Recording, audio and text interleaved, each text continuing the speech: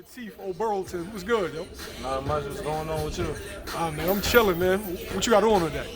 What I got on today? Yeah, what you got going on? Oh, I got basically we just we already sharp. We sharpened it up. We did a lot of sparring early in camp, ready. So right now, pretty much just tapering down weight more and more. That's all we really doing right now. It's just having fun, as much fun as we can while we doing it. You got a date for the fight? Yeah, January 30th. January 30th? Yep. So, you fresh off the Olympic trials, about to have your professional debut. How you feel? I feel good. I'm ready to get it going.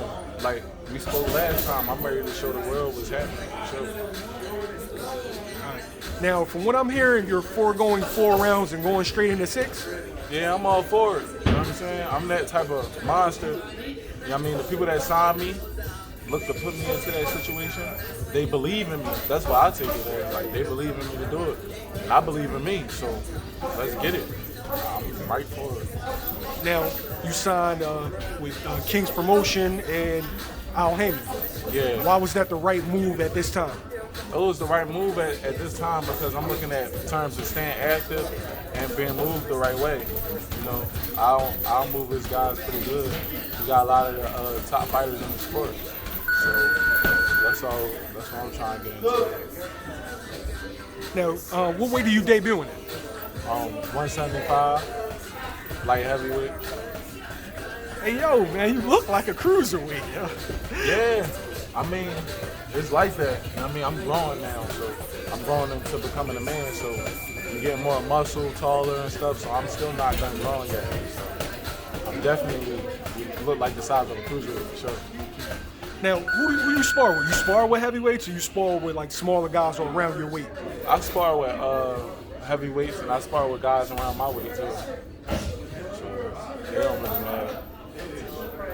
It's Is it easier to fight a small guy or a bigger guy? easy to fight whoever as long as I put my mind to it. You know, you just gotta look at what you got in front of you. A smaller guy can come with more speed, so you gotta make sure you got your timing. The same thing with a bigger guy. You gotta time those big shots, but it's more so you see everything coming, but you wanna stay the little man. And you don't wanna give them too much. You wanna kind of demand your space and let them know it's your ring as well. All right, you're a southpaw, right? Yeah. Is it difficult to get fights? Well, I know in the amateurs, did you have people that ducked you out in tournaments and stuff? Most definitely. I done went and dropped 20 pounds before in the tournament with a week notice and went all the way down there and they ain't want to fight. So, like, that happened a lot.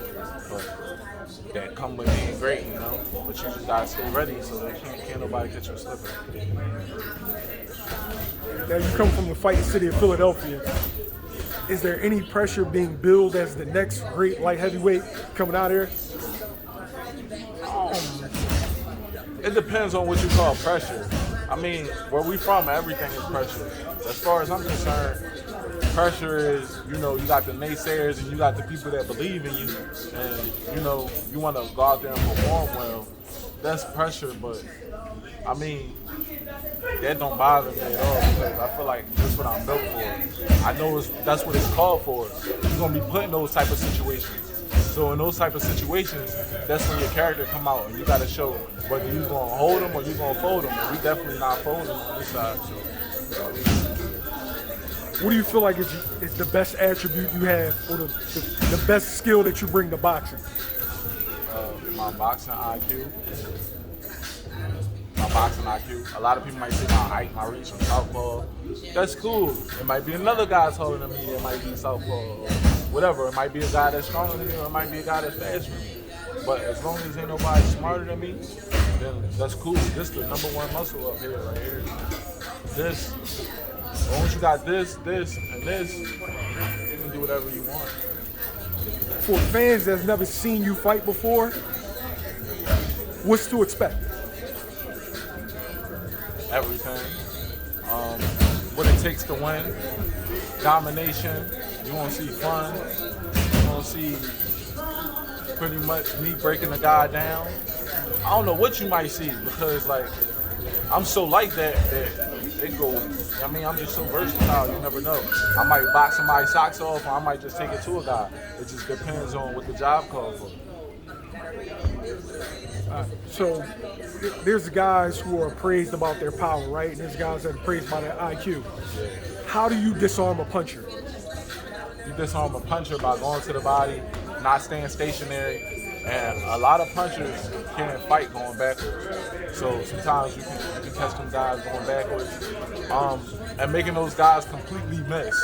When you make them guys completely miss, it takes more energy than actually landing the punch when you make a guy miss a punch. So that's pretty much the main keys right there. With a guy, you can have a sledgehammer, but if you can't hit me with it, what's the use of having it?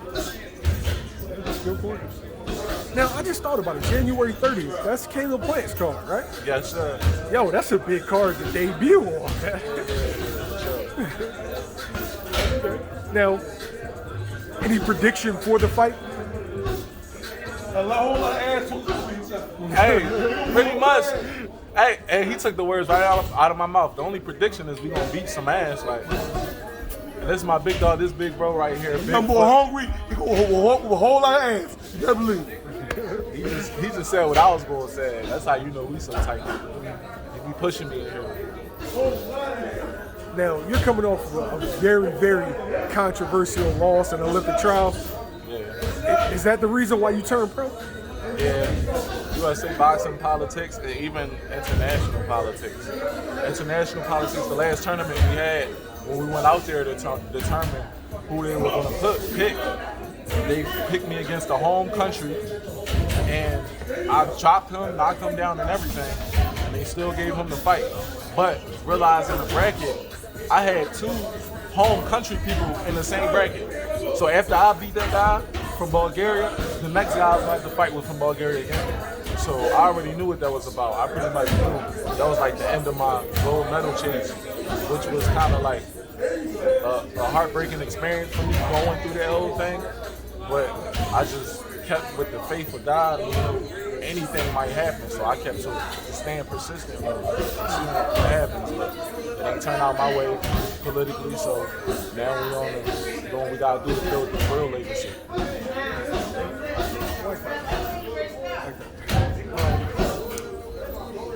There comes a time, I guess, in every amateur's career that they have to just make that decision to turn pro, right? Was it your decision solely, or was it a collective team decision? It was my decision solely because I wasn't gonna wait another 4 years to turn amateur. I'm not like one of the Cuban guys that went to stay amateur. My whole thing, I'm looking at is being the greatest. So with that being said, my resume got to be built. I already proved that at any level in the amateurs, I can take over and I can dominate. So basically, the next thing is proving that pro. But if you pay attention, there's a lot of gold medalists, but a lot of people don't know their name because they didn't do anything professionally. So I feel like the professional is more important than the amateur thing. That whole experience let me see that. Thanks, Atif, man. I appreciate it. Well, I appreciate you, man. Thanks for having me. Happy New Year's, everybody. Tune in January 30th. It's going to be a murder scene. Nah, I don't know what it might be, but we might have a whole lot of fun.